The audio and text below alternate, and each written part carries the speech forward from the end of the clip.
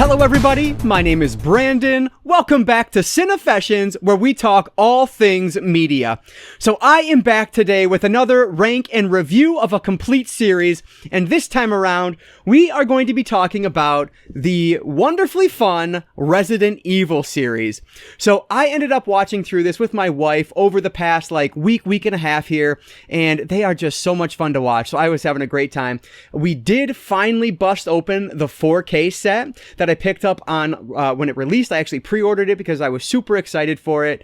And so yeah, we did watch through these. So I will talk about the 4K transfers on these, both the visual quality and the audio quality, but I'll hold that until the end and kind of just give my overall thoughts as a whole. The reason I don't really want to make the 4K aspect the focus of this video is because this is now out of print, and so it is difficult to come by, at least at a decent price. I was actually just searching through some closed or sold eBay listings, recent listings, and this is going for around, on average, about $150, which is almost 3 times what I paid for it on launch. And so I don't necessarily want you guys to have, to think that you need to pay scalper prices for this. And so I will talk about the 4K quality just in case you're interested, but I will hold that until the end and just speak about it on a general level. Before we get to that though, I do want to talk through this entire series. I'm going to start at my least favorite of the series, make my way to my favorite. So I will mention right from the start here, there will be spoilers in this video. So if you've not seen through this series, then you may want to skip this one until you've watched through all these films. I will be talking about all 6 of the live action movies in this franchise. So I know that the reboot, I guess is what we'd call it, is coming out later this year, and I'm really looking forward to that. But in the meantime, I figured let's talk through these because I've watched all of them and I have some thoughts. So let's do it, guys. If you do enjoy this video, please give it a like down below. That really does help me out. But with that said, let's not waste any more time at all. Let's dive right in to my rank and review list of the Resident Evil series. So starting off with number 6 on my list is actually going to be the 6th film released. This is Resident Evil: The Final Chapter. So what's really cool about this 4K set is that each disc is in its own individual sleeve here, and you can see on the inside there is an image from the movie itself, which is cool. Then you have the 4K disc and the Blu-ray disc, so I'm able to hold these up as a visual representation as I make my way through this. But so again, there will be spoilers. So with Resident Evil: The Final Chapter, which is one that I only have seen once. It's the only one in this franchise that I'd only watched once prior to coming into this rewatch of the series, and so it was the one I remembered the least. And when things were happening, I started remembering like little bits and pieces, but I forgot the ending of this one, frankly. So this one falls in at number 6, not because it's a bad movie. Like, I still had fun with this, but there are some things here that I found a little kind of annoying, I guess. So I should mention this is from 2016 and it's directed by Paul W.S. Anderson. So if I didn't know that Anderson directed this movie, I probably would have guessed that it was a different director because it doesn't feel like the other Resident Evil movies that came before it that were directed by Anderson. Most notably here is the editing. It is just super obnoxious to watch this. Anytime there's a fighting sequence, and there are a number of like hand-to-hand combat sequences in this, and there is just cut after cut after cut. It was like watching like Kevin Dunn on WWE do these ridiculous cuts every time there's a punch. Like, it was, like I said, almost to the point of nausea. It was not fun to watch. And so that part was really disappointing because I feel like the choreography they were doing was really cool, but we weren't getting a real good look at it because it kept cutting literally multiple times every second. Like, it was just insane. Outside of that, I would say that the characters are probably developed the least here. We are 10 years out now from the start of this franchise, from the first movie, and there's only like 5,000 humans left. And so we do get another group of survivors. And aside from one person who comes back in this, which I love seeing her return, aside from her, we don't really get anyone that I cared anything about. And the twist on like who is the bad guy in the group, because there's basically a mole in their group, I thought that was... Now, again, take this with a grain of salt because I've seen this before, but I didn't remember much. I thought that was pretty obvious, and so that was a little bit disappointing. But and then the end sequence when you find out like who Alice actually is and everything, that was interesting, I guess. It does take, it retcons a little bit of what we've seen beforehand, which I don't always love. I think, I think I compared it to like the Saw franchise, the middle of the Saw franchise when I wrote my Letterboxd review, but of course it doesn't get that crazy because nothing on planet Earth can get that crazy. But it does do some retconning, and I think it works all right. Like, I was okay to go with it because I enjoyed the series so much, but if that annoys you, that's just something to keep in mind. But outside of that, there are some really fun action pieces here. The tower sequence, when this, and some of the visuals on this are amazing. The army of zombies that are following this tanker as it's making its way into this, back into Raccoon City to try to get the last of the remaining humans is just an amazing visual. So that part was really cool. And then that tower sequence where they are trying to fight off this horde of zombies was just awesome. It was so much fun to watch. I don't know. So there are some really cool action sequences here that I thought are a ton of fun and absolutely worth watching. But overall, this one does have to fall into the bottom of the pile for me. So I ended up giving the Resident Evil, the final chapter, 3 out of 5 stars. Coming in at number 5 is going to be the 5th film in the franchise, and this is Resident Evil Retribution from 2012, also directed by Paul W.S. Anderson. And you can take a look here, some of the images on this one, which looks pretty cool. So this one takes place immediately after the events of the 4th film, and so it's about 18 months out from the original movie. And this is one that I would say was my least favorite the first time through this franchise. I didn't love this one, but this time through, I really fell for it. And I think, again, I always talk about this, but I'm such a sucker for that daddy-daughter relationship that's brought in. In this case, it is a mother-daughter relationship, but it was still awesome. I really loved that aspect of it. The daughter here is, she's actually a clone. You get all these different clones, which is just so fun. So you're going back to the original movie and bringing in some people from the original film. Michelle Rodriguez is back, for example. I don't know. So I really like that. Jill Valentine is returned here, but she has this thing attached to her, so it's not really Jill. And so I don't know. It's just awesome seeing these returning characters. And I totally understand that there are problems with this movie. It's not great by any stretch, but there is so much fun to be had here. The entire movie takes place underground, and it doesn't feel like it, though. And so I think that's pretty cool because the technology that they have at this underground facility is really cool. Being able to basically turn it into a Japanese, or rather Tokyo, the city. You have you fight Russian zombies at one point.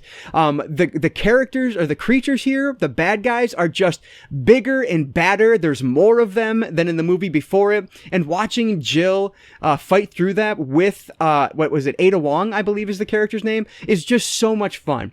And so yes, this is not a great movie. It does recycle a lot of what's going on, and the fact that Wesker is the one that's supposedly helping her is a little bit disappointing because I didn't buy into that at all.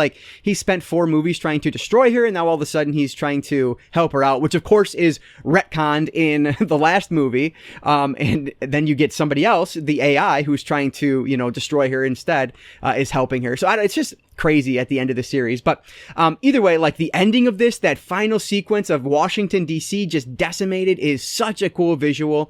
I admire the special effects in this entire series because they managed to do both practical and visual. I think in some of the special features I was watching, they talked about, I think it was a 50%. They wanted to have at least 50% practical and 50% visual, at least 50% practical. So that way the visual effects, the CGI looks realistic, and I think they do a really good job with that. You get I'm gonna forget the character. Leon is in this for the first time, and he's fun. My wife really liked him. But I don't know. It's just a fun movie that's not perfect, and I totally recognize that. But I had to give Resident Evil Retribution, even though it's number 5 on my list, I'm still giving this one 3.5 out of 5 stars.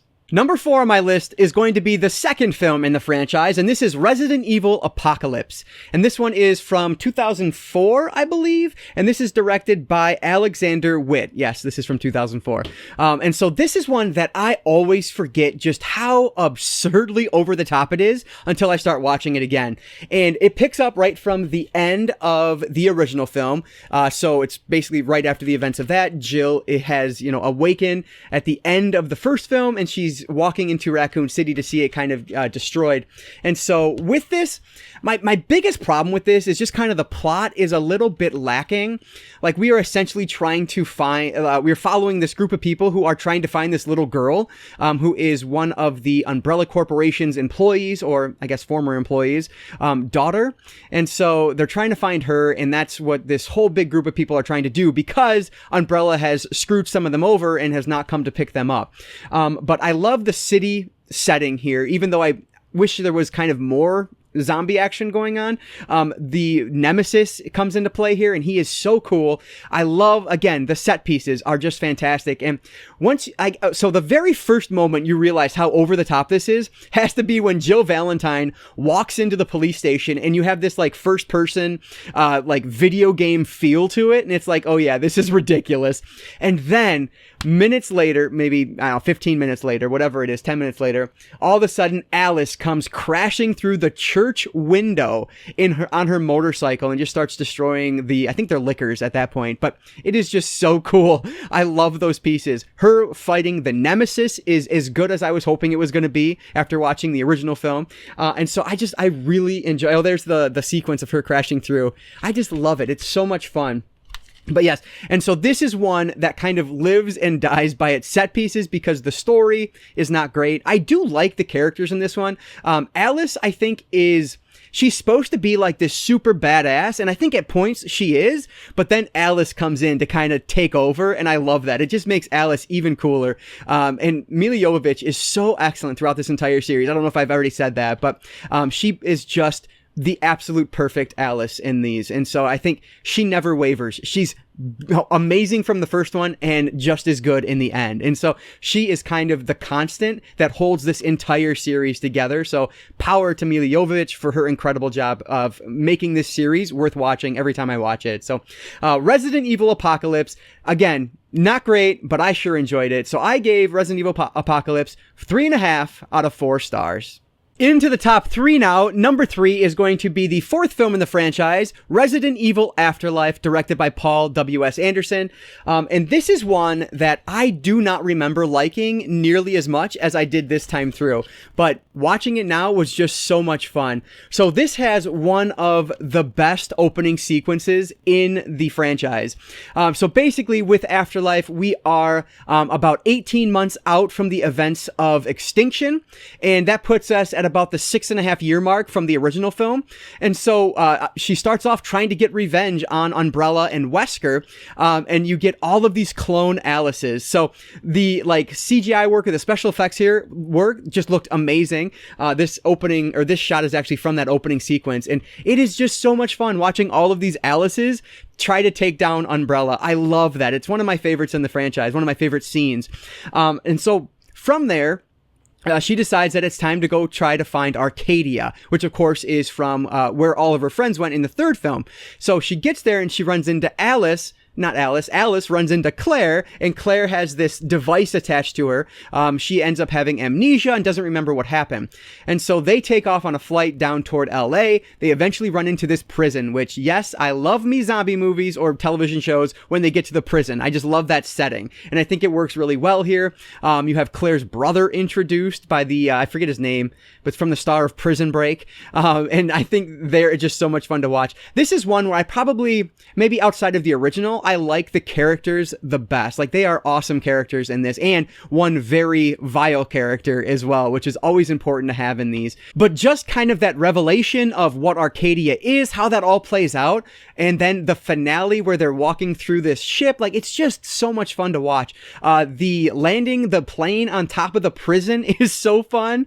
Underground zombies, like, dwelling, or underground, yeah, whatever you would say, like, making their way through the ground, I think was so cool. cool. And then one of my favorite sequences in the entire series, one of my favorite scenes, the fight in the bathrooms, which for some reason in my head it was Alice who was doing most of the fighting, but really it's Claire doing most of the fighting in the bathroom with this giant awesome creature, and just the water spraying everywhere. It's fantastic. So one thing I will mention about this disc though is that Afterlife, it was made as a 3D movie, and you should watch it in 3D. But fortunately, I do have Resident Evil Afterlife in Blu-ray 3D still. I have this one and the next film, Retribution, in 3D. And so for my money, the 4K is kind of lesser than the 3D on this one, just because it's made for that format, and I love it on there. So that's neither here nor there. I really enjoyed this movie, and I kind of or either forgot how much I liked it, or I don't think I liked it quite as much. So in the past, but Resident Evil Afterlife, I have to give 4 out of 5 stars.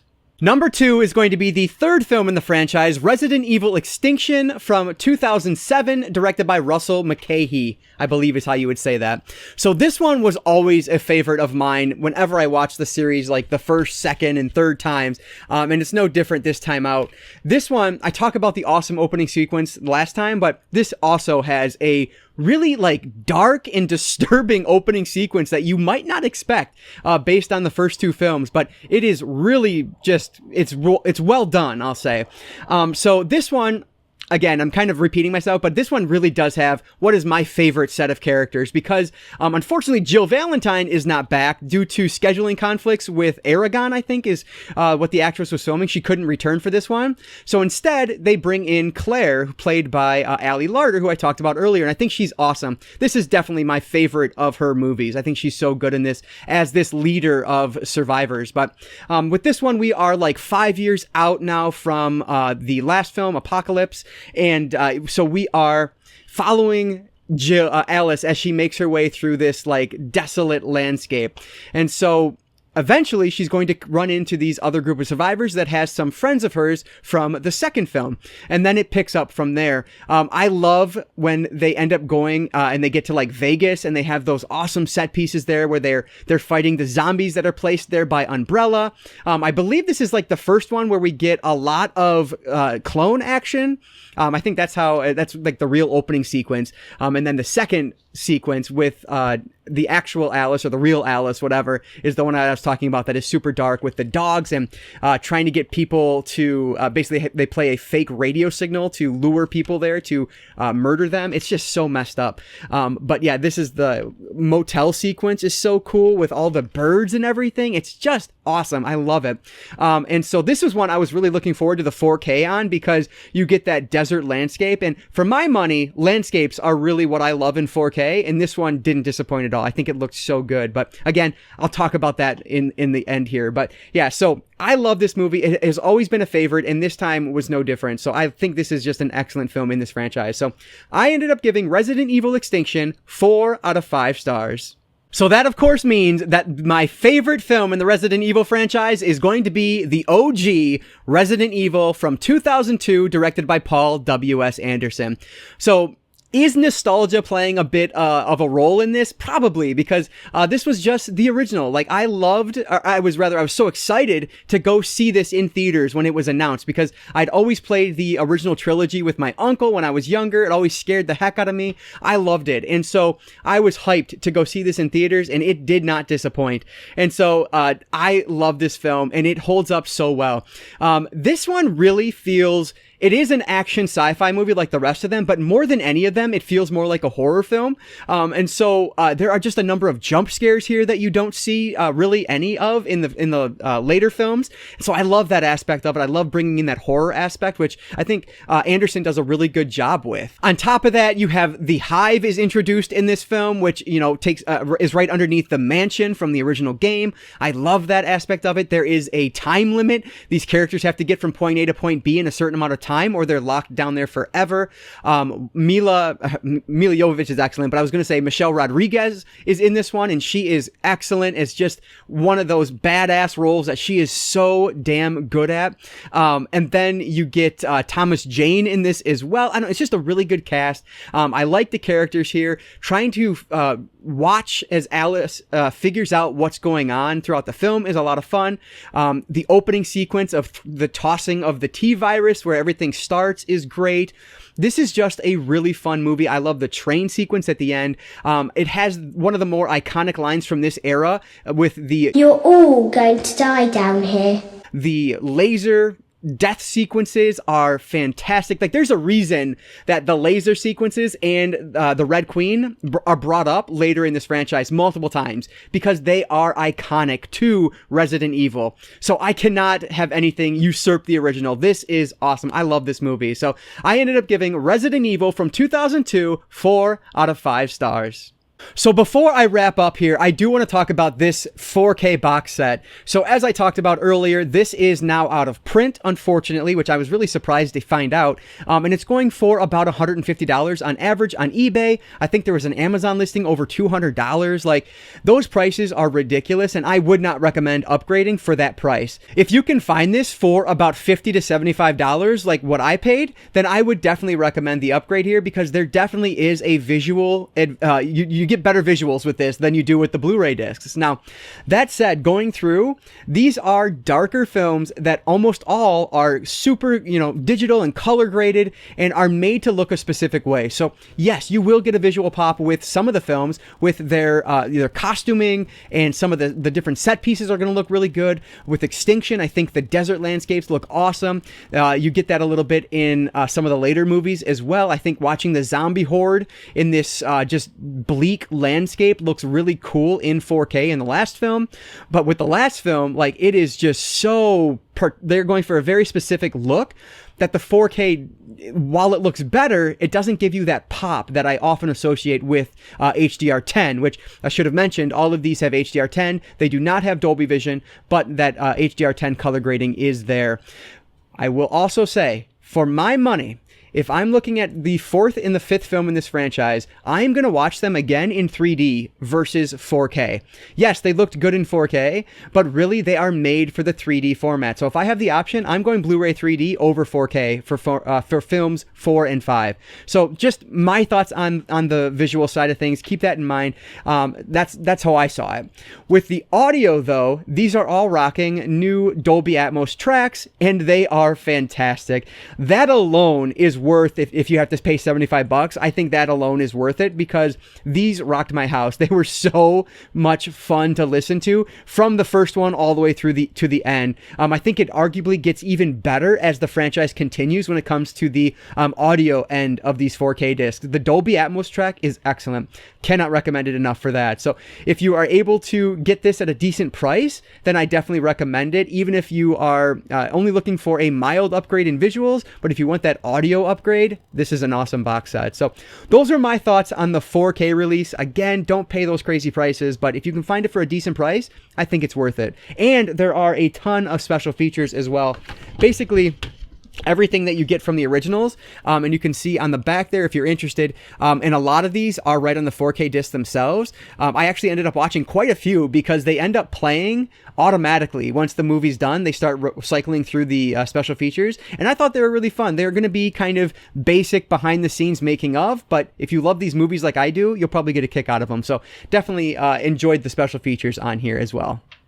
All right, so that is my order of the Resident Evil franchise, and I cannot wait to see the reboot once that comes out later this year. It's going to be more akin to the video game, and so I'm really excited to watch that one. But I want to hear from you guys down in the comments below. What is your ranking of the Resident Evil franchise, if you've watched all the way through it, or what's your favorite? Let me know down in the comments below. I would really love to hear what your thoughts are on this franchise. And as always, guys, if you did enjoy this video, please give it a like down below. That really does help me out. And like I always say, I don't just talk movies, I talk all things media, be it books, movies, collectibles. If it's media related, I'm interested in it, and if you are too, you might consider subscribing.